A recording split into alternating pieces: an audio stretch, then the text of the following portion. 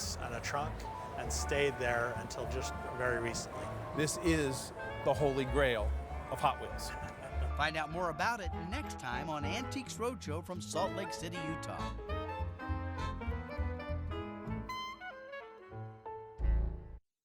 Explore new ideas and new worlds here on Arizona PBS, a community service of Arizona State University. Hi, I'm Amy Brenneman. My family and I are enthusiastic fans of public media. Public television and radio strengthen our democracy. They educate our children and empower us all to be lifelong learners. Each PBS and NPR station is a local nonprofit organization committed to the local community.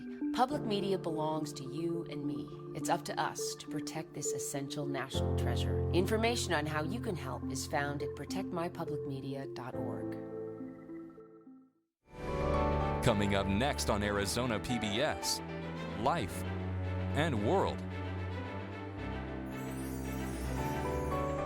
Find more ways to explore at pbs.org/anywhere. Coming soon to Arizona PBS. After Jesus came to Jerusalem, he was crucified. But new evidence has revealed that a battle for control between Rome's most powerful men may have led directly to the killing of Christ. Discover the extraordinary new plot twist to the most famous story in history. Last Days of Jesus. Tuesday night at 7 on Arizona PBS. Support for Arizona PBS comes from viewers like you and from Ironwood Cancer and Research Centers. Personalized cancer care through medical oncology, radiation, and radiology services, focusing on emotional, physical, and social support. Outsmarting cancer, one patient at a time. An evening in conversation with Yanni and his piano. We'll be able to talk. I'll be able to see your faces. Saturday, April 8th at Mesa Arts Center. And yes, I will be playing the piano for you. Reserve seats at mesaartscenter.com. From the Cronkite Studios in downtown Phoenix, this is Cronkite News. The NCAA championship game tips off tonight in Glendale. Cronkite News talks with Phoenix Mayor Greg Stanton about how events like the Final Four have impacted the Valley. Plus, a water tank scheduled to be built in Sedona, but some residents are not happy. And Neil Gorsuch made his way through the Senate Judiciary Committee, and the vote is now going to the full Senate. What is expected to happen for the final vote this week? Cronkite News starts now. Good evening and welcome to Cronkite News on Arizona PBS. I'm Emma Lockhart. And I'm Chloe Granshaw. Thank you for joining us. One of the biggest events in the Valley as ever hosted has its grand finale tonight in Glendale with the NC2A Men's Basketball Championship game. The first ever Phoenix Final Four has brought thousands of fans and a promise of millions in revenue. Cronkite News reporter Tyler Paley is in Glendale with the latest on the crowds, security, and all things Final Four. Tyler? Good evening, guys. Well, here at University of Phoenix Stadium, the tip-off is just about an hour away from Gonzaga and North Carolina here in the national championship game. The crowd is absolutely excited. You can hear it behind me. And if you haven't left yet, be sure to do so soon. We're seeing massive delays on the I-10 westbound towards the stadium as well as the Loop 101 north. So be sure to get here. You don't want to miss opening tip. Let's take a look behind me. You see a strong law enforcement presence as well as the crowd piling in. They've been piling in for hours. You hear them. They're all excited. They're all super excited and hyped up. Gonzaga fans, UNC fans, but the crowd, it will have to wait. 80,000 expected here at University of Phoenix Stadium, so we're all excited for that one. Stay tuned to our team coverage of the Final Four here on cronkitenews.azpbs.org. Live in Glendale, Tyler Paley, Cronkite News. The city of Phoenix is no stranger to hosting major events. Cronkite News reporter Jake Garcia spoke with Phoenix Mayor Greg Stanton to give us his take on how events like the Final Four have an impact on the Valley. But how have things gone from a preparation standpoint, maybe your expectations compared to the reality of it? Well, it's been a great weekend, and the preparations have gone very well, but the truth is, This isn't our first rodeo. As you know, we hosted the best Super Bowl in Super Bowl history 2 years ago in our community. Last year, the College Football Championship. This year, Final Four, utilizing generally the same model. The game occurs in Glendale at University of Phoenix Stadium. Most of the fan activity, concerts and big parties, etc., happen in downtown Phoenix. So we've got this pretty well down to a science. We had a record-breaking weekend in downtown Phoenix. Hundreds of thousands of people on the streets, not only for the music festival, the fan fest, but lots of other great activities that were happening. If you're a baseball fan, Diamondbacks game, Suns, Rattlers. If you love the Symphony had a great performance of the music of the Rolling Stones. Herberger Theater was busy. This is what a real city looks and feels like with the energy on the streets. There's also long-term benefits. Last night I was with a dinner with a lot of business executives that are either have or be looking to move business operations to Phoenix. They're here because of the Final Four, and they're utilizing an opportunity to go visit many potential locations for business growth. That's a long-term economic benefit to the community. But you still have to explain to people why it's a good investment to invest in hosting mega events like the Final Four. So the question that it begs is, what's next into the future for Phoenix? Well, if you can host events of the highest magnitude, sporting events, it also begets other mega event opportunity. There is no doubt in my mind that our community will be the host of either the Democratic political convention or the Republican political convention over the next few years. We've shown that we can host massive crowds, and we can do logistics, and we can do safety as well, if not better than anyone. So I expect that not just sporting opportunities, although we're going to continue to chase after those because they're great and they're a lot of fun and they bring in a lot of good business, but we're also going to try to take on the biggest conventions that the business community has to offer, and political conventions as well. Well, we appreciate the time, Mayor Stanton, and thank you for joining us. Reporting in Phoenix for Cronkite News, I'm Jake Garcia. All eyes were on Washington this week as President Trump's nominee to fill the open seat at the Supreme Court was voted on in the Senate Judiciary Committee today. Cronkite News' Tyler Finger has a report tonight from the High Court in Washington. The Supreme Court has been down at justice for over a year now, but at a several-hour-long hearing today, the Senate Judiciary Committee took the next steps to filling that open vacancy by approving Judge Neil Gorsuch. Today on Capitol Hill, the stage now set for a Supreme Court showdown. Judge Neil Gorsuch close to a lifetime appointment to the Supreme Court. The critical voting committee dividing Democrats and Republicans. I cannot support advancing this nomination. I will vote for him with a very clear conscience, for whatever that matters. Judge Gorsuch's nomination moved through the committee on a party line vote.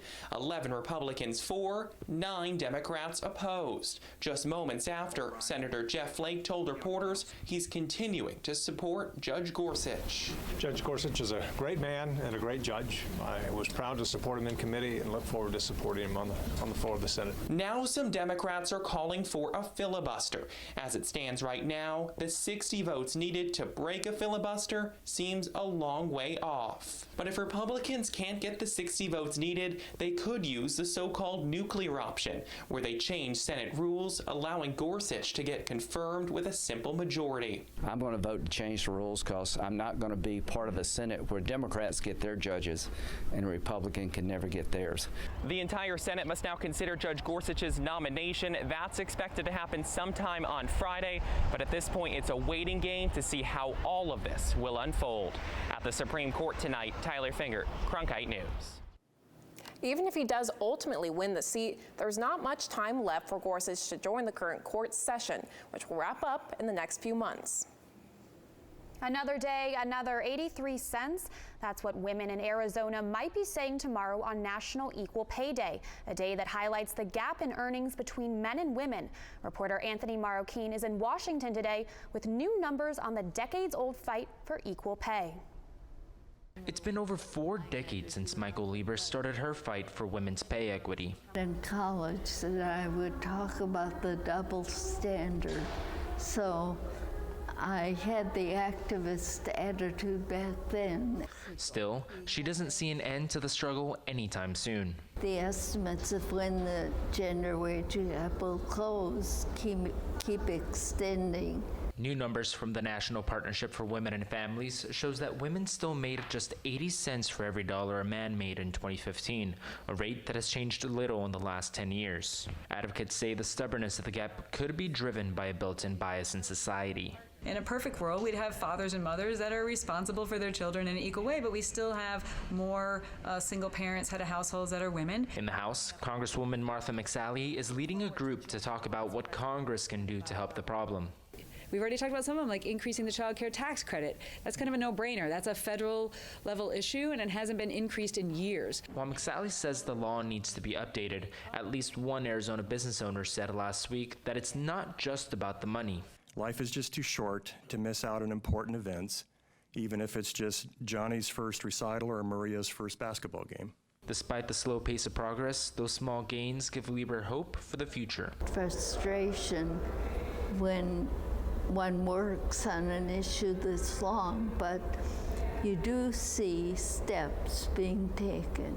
At 78, she plans to continue the fight until equality is won. I hope now to help for my granddaughters. In Washington, Anthony Marroquin, Cronkite News. Women in Arizona do slightly better than the national average, earning 83 cents on the dollar, according to the report. But that's actually a penny worse than it was a year before. Our pay equity coverage continues tomorrow on National Equal Pay Day. Senator John McCain had a bill he co-sponsored pass in the Senate today.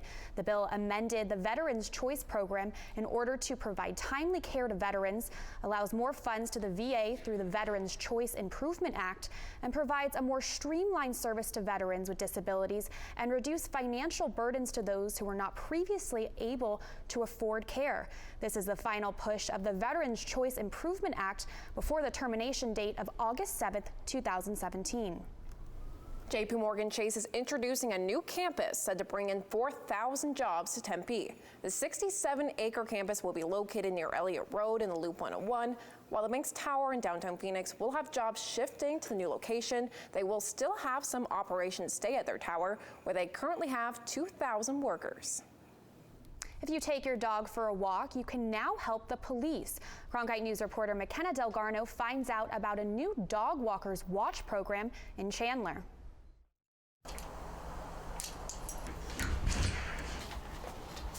Next time you take your dog out for a walk, Chandler Police are asking you to be the eyes and ears for the community. It's the first ever Dog Walker Watch program in Chandler. Its goal is to teach people who walk their furry friends how to identify and report suspicious behavior. It's not necessarily the person that's suspicious, it is what they're doing. Robin Atwood is the crime prevention officer for Chandler. She says oftentimes when people see suspicious behavior, they don't know what to do. They're always hesitant. It's like, should I call or shouldn't I call?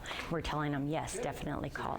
I'm already going out every morning, so I might as well learn properly what I'm supposed to be looking for. The training filled up fast with people like Judy Roche, who want to know what is considered suspicious behavior. I've noticed that car's not supposed to be there. If they're looking in windows or trying car door handles, looking in mailboxes, or looking or going to the rear portion of the property, someplace that they shouldn't be. If you see behavior like that, make sure you call police right away.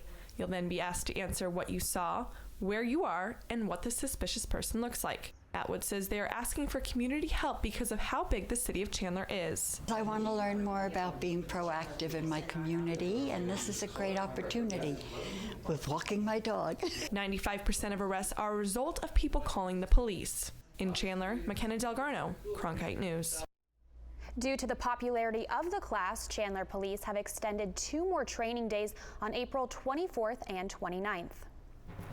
Arizona is home to many startup companies. And some entrepreneurs even start their businesses in college. Coming up on Cronkite News, how an ASU competition is giving students the opportunity to expand their startups in their own version of the Final Four. Plus, we take a look at how goats are being used to protect land and why some say that animals are better than lawnmowers. I'm Scott Pelley, anchor and managing editor of the CBS Evening News.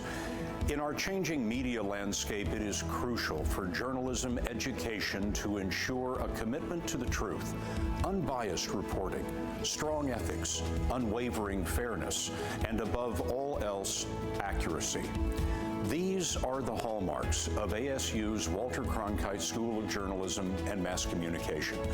It's a place where students can innovate and transform the news industry while always upholding the values of the school's namesake. The Cronkite School at ASU, preparing the next generation for a stronger future of journalism. Discover so much more at azpbs.org/schedule, where it's easier than ever to find out what's on Arizona PBS. Access interactive digital and printable program guides, repeat times, and full episode descriptions. Watch program previews of best bets for the coming week. Search by title to find your favorite shows. You can even add programs to your calendar and get email reminders when they're about to start. It's easier than ever to find out what's on Arizona PBS. Discover so much more at azpbs.org/schedule. When you want to be more connected, friend us on Facebook, follow us on Twitter, watch us online.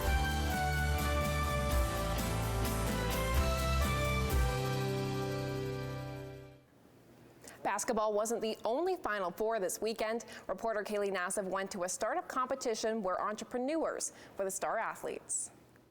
Arizona State University and electronic company Avnet sponsor the Final Four of the Innovation Open, a new ASU program looking to help develop student-led startups on the West Coast. Why don't we have a regional hub of entrepreneurship supporting students, much the way that we might see with an MIT Enterprise Open? And so we thought of the Innovation Open as a way to support region-wide student entrepreneurs. Students from ASU, University of Arizona, and California Lutheran University pitched their ideas to a panel of judges. Pitch days lined up with the Phoenix Open and the Final Four, so ASU decided they wanted to celebrate these entrepreneurs the same way sports fans celebrate athletes. Entrepreneurship is the kind of thing that you need a chance to exercise. You need to really get in there and see what it feels like to body block and to work in teams. The ASU Innovation Open works a lot like March Madness. They start with a pool of applicants, then narrow it down to 36, and through pitches and demonstrations, they're able to get it to a Final Four. Except the winner here doesn't go home with a trophy, they go home with $100,000. Usually what I do is I kind of sit outside and stretch a little bit before I get started, just because I need to take some deep breaths and before I present. And I was still kind of a little wired when I got up there. It didn't quite feel real. Somatic Labs, a team of ASU and U of A students, won for their wearable device Moment. The device uses vibrations to alert blind and visually impaired people of incoming phone calls and GPS directions. They already have 230 pre-orders and make regular changes to the device based off what those customers want in a product. It's always a matter of designing something, giving it to someone, and then figuring out all the ways that they don't like it and seeing how we can address those problems. With the prize money, Somatic Labs plans to hire more team members and get a patent in place. They plan to start shipping the device to customers in June. In Phoenix, Kaylee Nassif, Cronkite News. The Moment device costs $199 and can be ordered online. AZ Loop, the team of Arizona student engineers competing in SpaceX Hyperloop competition, are headed to the finals in California. The goal of the AZ Loop team is to engineer a train reaching speeds of 750 miles per hour that will go from Phoenix to San Diego. If the team wins against other competitors across the country, they will team up with SpaceX to build the transportation. AZ Loop said SpaceX is looking for innovation in transportation that is more time reliable than traveling by plane or car. Sedona is one of Arizona's most popular tourist destinations. It's known for its breathtaking red rocks, the vortexes, and incredible views. Coming up on Cronkite News, why the location of a proposed water tank has some Sedona residents upset. And it's been a beautiful day across the valley. What you can expect for the rest of your week, coming up next. I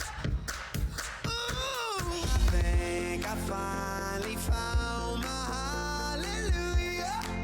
I've been waiting for this moment all my life now. All my dreams are coming true, yeah. I've been waiting for this moment. It's good to be alive right about now.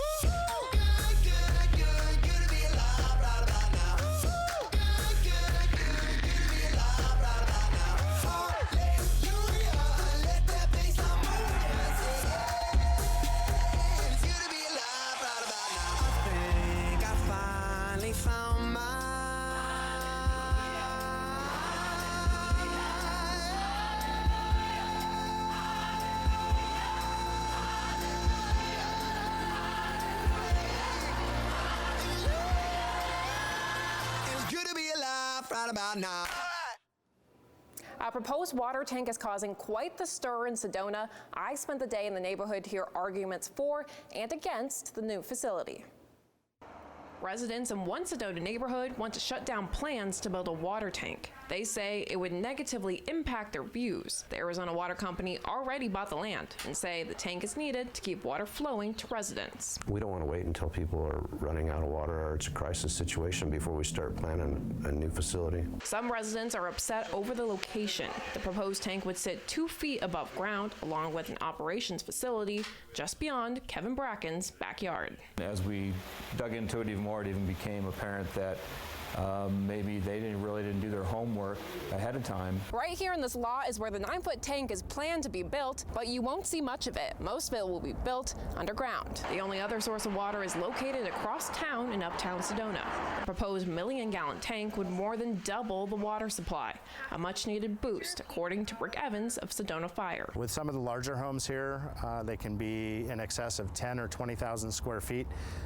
They could easily use well over what we can currently deliver. Arizona Water Company has considered other locations since 2012, including within the Coconino National Forest. The water company says the tank has to go somewhere. You know, educate them a little more on what it takes to run a reliable water system, and we're hoping. We agree we need a water tank. We just say, my gosh, why would you do it here? For now, the water tank project is paused. The Arizona Water Company won't move forward until the next public meeting, not yet scheduled, but Bracken may take legal action if the tank is built.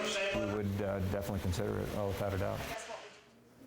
While tensions may be high in Sedona, the temperatures are pretty low, sitting around 50 degrees. As for Phoenix, we're looking at your averages. It's creeping up to that record. We see a high of 92 and a low of 62 degrees. Our record is 97 back in 1943. As for the rest of your valley, it's a beautiful day outside. We're seeing 85 degrees in Phoenix, 64 degrees in Prescott, and 86 degrees over in Lake Havasu. Taking a closer look, we'll see 82 degrees in Laveen, 83 degrees in Maricopa, and 80 degrees up in Scottsdale. If we're looking at your rest of the week, it's pretty similar, pretty cool. It's a beautiful week ahead. 81 degrees on Tuesday, 86 degrees on Wednesday, and 92 degrees on Thursday. We will see a little bit of clouds, but pretty clear when we creep over to Sunday. You'll see 90 degrees on Friday, 83 degrees on Saturday, and 75 degrees on Sunday, making up for a beautiful weekend and definitely a beautiful rest of your week. In the Cronkite Weather Center, I'm Chloe Ranshaw. In a 2011 survey, the Environmental Protection Agency found gasoline-powered lawn and garden equipment play a large role in dangerous air pollutants, and lawnmowers account for 40% of those products. Cronkite News reporter Laura Negrete visited the Fire Grazers, a team of 300 working to clean the air quality with their big appetite. These goats aren't snacking on the job. Eating is part of their profession, and their annual visit in Rancho Palos Verdes has attracted some fans.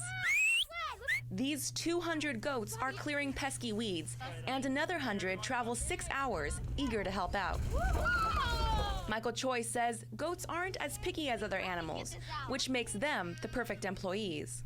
They eat more in terms of the vegetation, so in terms of the fire requirements, goats actually work better.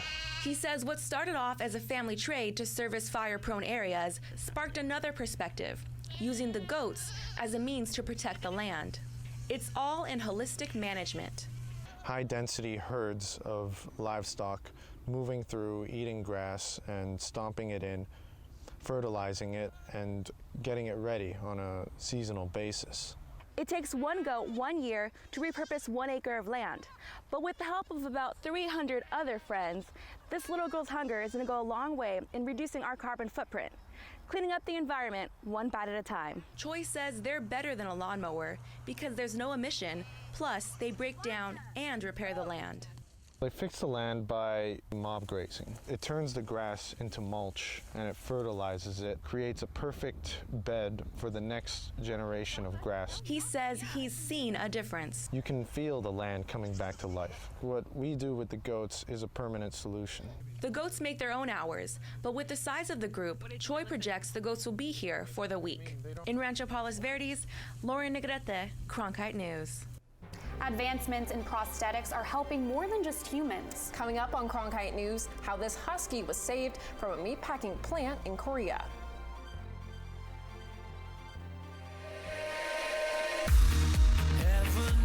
you're a dreamer, don't hide it from anyone.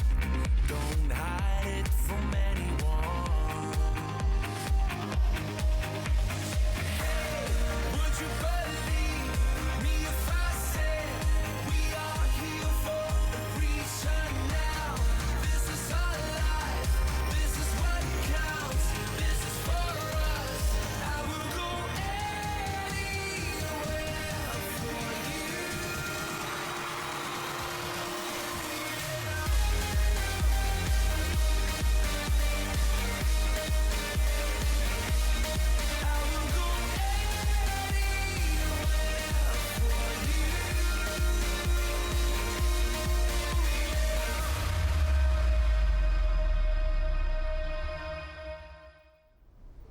Fulfilling a son's wish brought a furry family member halfway around the world. Cronkite News reporter Joe Constantine introduces us to this special dog in need of a leg up. You could just tell by the look on her face that she was just an amazing soul to begin with. Tobin Bryant was stationed in South Korea when he was hit with puppy love. I was about 2 weeks out of leaving Osan and walked by the kennel out there. Homeward Bound is the name of the rescue. And walked by, and sitting in the kennel was this beautiful little orange husky. Bryant's 6-year-old son wanted an orange husky more than anything, so he adopted Tara. Tara's journey might be a lot different than you think. She started in South Korea, then made her way to Alaska, then all the way down to where she is now in Tucson, Arizona. The rescue group believes she was destined for a meat packing plant, but now, 7,500 miles later, she's found her forever home. She's a special girl, and I know that that family really loves her, and it's great to see that they're able to give her something to give her a fuller life. From a quick glance, Tara looks like an ordinary dog running around and playing, but if you look closely, you'll see her back leg has a prosthetic. You know, they thrive on that fourth leg, and I think she's a good example of that. That's a very high energy dog who wants to go. She has bursts of energy, but she can't really express those bursts of energy on just 3 legs. Her back left leg was cut at the paw. The prosthetic allows for Tara to have that fourth paw and be able to run and play without pain. With that, though, comes rehab. To make sure that she's using it properly, because we certainly don't want to have a device that's going to change her gait and cause compensatory issues. So we always recommend that they do rehab after they have the device. Tara is continuing her physical therapy, but that back leg isn't slowing her down. In Tucson, Joe Constantine, Cronkite News. Prosthetics such as Tara's cost around $1,500 and are made with the help of 3D technology. Cronkite News is proud to be the news division of Arizona PBS. Here's what's coming up on Arizona Horizon and PBS NewsHour. On the next Arizona Horizon, we'll get a legal perspective on the future of healthcare reform, and we'll learn about a local awards ceremony that honors those who help women succeed. That's the next Arizona Horizon. I'm Judy Woodruff on the next NewsHour. Look at the roles of the president's daughter, Ivanka Trump, and her husband, Jared Kushner, in the Trump White House. That's Monday on the PBS NewsHour. That's it for Cronkite News tonight. Thanks for joining us. For top Arizona stories anytime, go to cronkitenews.azpbs.org.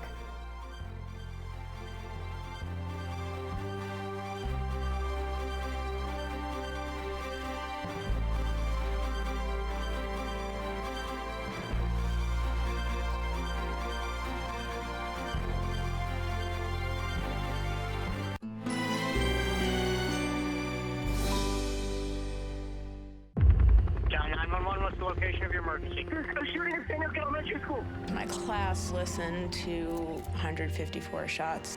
After a devastating tragedy. How do you grieve for 26 people all at the same time? A community finds strength and resiliency. I want to talk about them because I want him to stay alive. We're not going to let the darkness overwhelm us. The acclaimed documentary, Newtown. Tonight at 7 on Arizona PBS. Explore new ideas and new worlds here on Arizona PBS, a community service of Arizona State University.